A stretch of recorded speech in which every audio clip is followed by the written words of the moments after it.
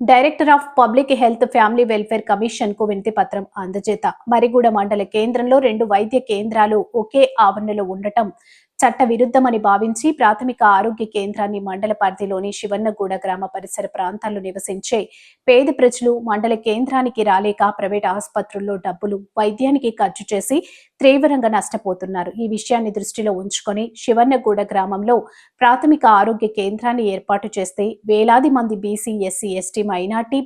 OC పేద ప్రజలకు వైద్య సదుపాయం అందుతుందనే ఉద్దేశంతో శివన్నగూడ గ్రామంలో ప్రాథమిక ఆరోగ్య కేంద్రాన్ని ఏర్పాటు చేయాలని అప్పటి మండల ప్రజా ప్రతినిధులు తీర్మానం చేశారు. ప్రభుత్వం ఉత్తర్వులు కూడా జారీ చేశారు. కానీ ఇప్పటి వరకు అధికారులు ఎలాంటి ఏర్పాట్లు చేయలేకపోయారని, కావున